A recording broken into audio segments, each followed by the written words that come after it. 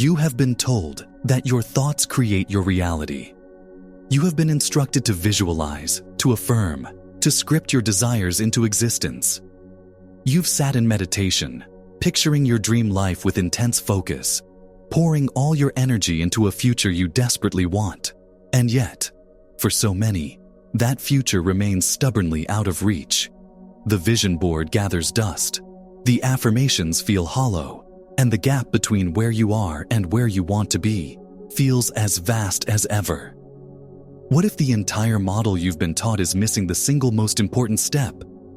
What if intention, desire, and visualization are merely the first spark, but not the fire itself?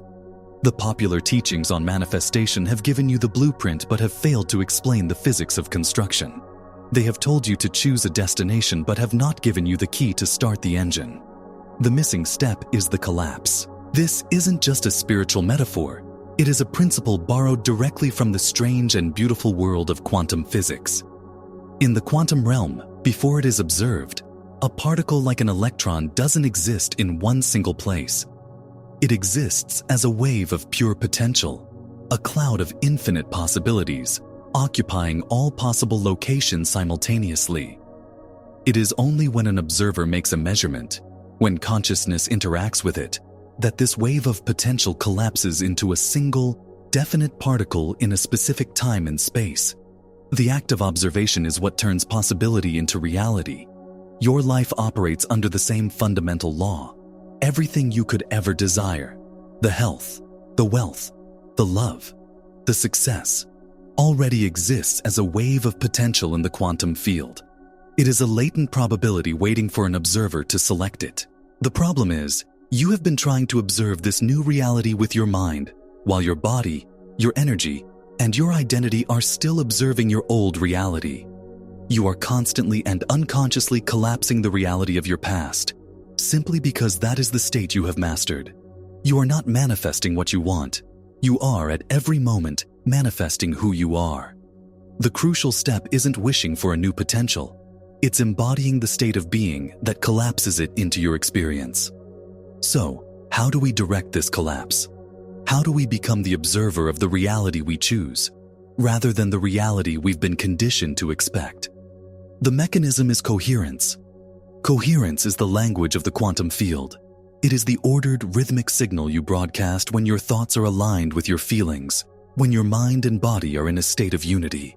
When you think a thought of abundance but your body is vibrating with the familiar frequency of lack, you are sending an incoherent, chaotic signal into the field. It's like trying to tune a radio to a specific station while frantically spinning the dial back and forth. The field cannot respond to that static. Your desire for a new future is one frequency, but your embodied state, the sum total of your subconscious beliefs, your emotional addictions, and your nervous system's programming, is another, much louder frequency.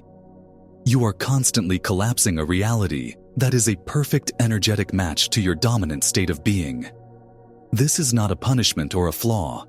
It is a law of physics. The field is not judging you. It is simply reflecting you. Most people live in a state of survival, their bodies wired to the emotions of stress, fear, and anxiety. The hormones of stress, like cortisol and adrenaline, create a powerful energetic signature. This state of being, practiced over years, becomes your identity. Your body literally becomes addicted to these emotions. So even when you sit down to visualize success, your body's subconscious programming is still broadcasting the signal of struggle. And it is this embodied signal that collapses the wave function, bringing forth more circumstances that will validate that familiar feeling of struggle. You have to break the addiction to your old self. You must decide that the feeling of your future is more important than the feelings of your past. This is where the real work begins. It's not about thinking positive thoughts. It's about reconditioning your body to a new mind. The key to this reconditioning lies in understanding your subconscious mind. Neuroscience has shown that 95% of who you are by the age of 35 is a set of memorized behaviors, emotional reactions, beliefs, and perceptions that function like a subconscious computer program. This program is your identity. You can have a conscious intention to be wealthy, but if your subconscious identity is one of lack, programmed by childhood experiences or past failures, your body will automatically default to the feelings of scarcity. Your body is the subconscious mind. To change your reality, you must change that program. This is not a matter of willpower. You cannot fight your subconscious programming with your conscious mind. That's like a tiny ship trying to change the direction of a massive ocean current. Instead, you must bypass the conscious mind and speak directly to the body in a language it understands, feeling and repetition. You must generate the feelings of your desired future so consistently and with such intensity that your body begins to believe it is living in that reality now. This process is what the great spiritual teacher Neville Goddard called assuming the feeling of the wish fulfilled.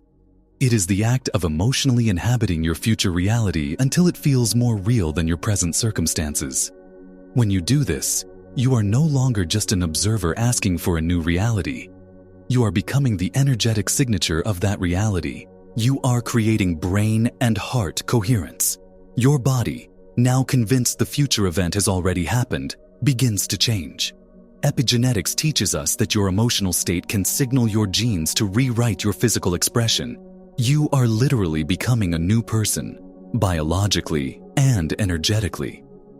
This new identity, this new state of being, is what directs the collapse. You don't get what you want, you get who you are. This shift from asking to becoming is the most profound leap you can make. So, how do we make this practical? How do we bridge the gap between theory and transformation? It begins with disciplined, daily practices designed to create coherence and install a new identity at the subconscious level. The first and most foundational practice is coherent breathing. Your breath is the remote control for your nervous system. When you are in a state of stress, your breathing is shallow and rapid. By intentionally slowing your breath down to a rhythm of about 6 seconds in and 6 seconds out, you send a signal of safety to your brain. This activates your parasympathetic nervous system, moving you out of survival mode and into a creative state. More importantly, this rhythmic breathing creates coherence between your heart and your brain. Your heart begins to beat in a steady, ordered rhythm, producing a powerful magnetic field that is 5,000 times stronger than the brain's. This coherent heart signal organizes the energy in your body and sends a clear, powerful broadcast into the quantum field. Make this your non-negotiable practice. 5 to 10 minutes, multiple times a day. Before you try to manifest anything, first establish coherence. Next, you must use your imagination not as an escape, but as a rehearsal hall for your future. When you close your eyes and truly feel the emotions of your success, your brain cannot tell the difference between that internal event and an external experience. You are installing new neurological hardware. Don't just see the new car. Feel the leather of the steering wheel in your hands. Don't just imagine the successful business. Feel the gratitude and confidence flooding your chest. The purpose of this mental rehearsal is to create an emotional signature that your body can memorize. This is how you recondition your subconscious mind. You are teaching your body what your future feels like, ahead of the actual experience. Do this from a state of coherence, and you are instructing the field with a signal it cannot ignore. Now we must amplify this process by working directly with the subconscious during its most receptive state. Just as you are falling asleep, your brain waves shift from the analytical beta state to the suggestible alpha and then theta states. The theta state is the realm of the subconscious. It's the state you were in as a young child when you were absorbing the world around you like a sponge. This pre-sleep window is a golden opportunity to program your new identity. As you lay in bed, instead of replaying the worries of the day, replay the feeling of your wish fulfilled. Assume the state of the person who already has what you desire. Feel the relief, the joy, the freedom. Marinate in that feeling as you drift off to sleep. You are planting a powerful seed in the fertile soil of your subconscious mind, which will then work all night to orchestrate a reality that matches that new program. Finally, you must anchor this new identity into your physical reality through micro-habits. Your identity is not just what you think, it's what you do. To collapse the reality of being a healthy person, you don't start by running a marathon. You start by drinking a glass of water first thing in the morning. To become a successful writer, you don't wait for a book deal. You write one sentence. These small, consistent actions are votes for your new identity. They send a clear message to your subconscious. This is who I am now. This is my new normal. Each micro-habit reinforces the embodied state, making it easier to hold the frequency of your desired future. Identify one small action you can take every single day that aligns with the person you are becoming. What is one micro-habit you can commit to, starting today? Share it in the comments below. Let's hold each other accountable to becoming the person for whom our dreams are an inevitable reality. The greatest challenge you will face on this path is not learning the techniques, but sustaining the state. Your body, accustomed to its old emotional patterns, will try to pull you back into the familiar territory of your past. Your senses, locked onto the current 3D reality, will scream that nothing is changing. This is the critical moment where most people give up. They have an incredible meditation, feel the elevated emotions, and then step back into their life and let the external environment dictate their internal state once again. They become incoherent, and the signal for their new future fizzles out. You have to make your internal world more real than your external world. This requires a radical commitment. It means when you feel the pull of an old limiting emotion, doubt, impatience, frustration, you must become aware of it without judgment and consciously choose the feeling of your future instead. This is a moment-to-moment practice. It's a meditative state you carry with you throughout your day. You are training yourself to be defined by a vision of the future rather than a memory of the past. Think of it like this. Your current reality is simply the collapse of your past self. It's an echo. When you begin to embody a new state of being, you are sending out a new signal. There will be a time lag between sending the new signal and seeing the new reality materialize. During this lag, the echo of your past reality will still be playing out. Your job is not to react to the echo. Your job is to hold the new frequency, to stay in coherence, to continue embodying the identity of the person who is already living that desired reality. Doubt is the ultimate form of incoherence. It's a state where your mind wants one thing, but your body feels the opposite. When doubt arises, don't fight it. See it for what it is, a subconscious program running on autopilot. Acknowledge it, and then gently and persistently bring your attention back to the feeling of your wish fulfilled. Use coherent breathing to regulate your nervous system. Remind yourself that the quantum field doesn't respond to your fleeting doubts. It responds to your dominant, sustained vibration. The law of resonance is always at work. The universe is not testing you.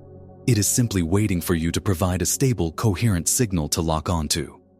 Your persistence in holding the state of being is the force that commands the collapse.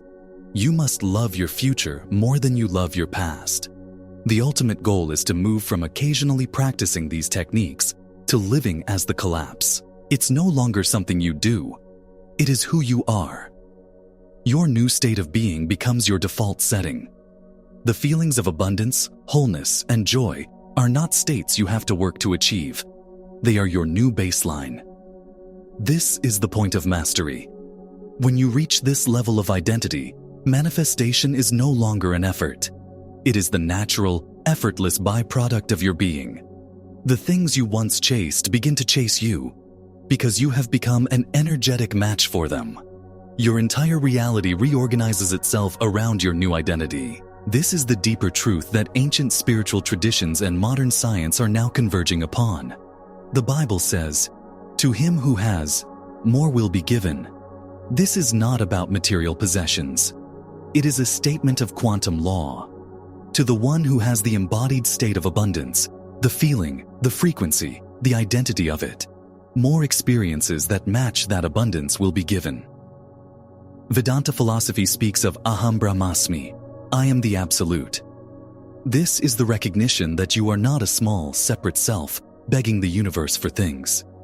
You are the very consciousness that collapses worlds into being. You are so much more powerful than you have been led to believe. Your power is not in your thoughts alone, but in your embodied, coherent state of being. Stop asking for your future to arrive. Start becoming the person for whom that future is already the present reality. Regulate your nervous system. Recondition your body to a new mind. Fall in love with the feeling of your ideal self. Practice it, embody it, and live it until the line between your inner world and your outer world dissolves. This is not just a technique. It is a remembrance of your true nature as a divine creator. The wave of all potential is waiting. It is time to choose the reality you will collapse. Become it now.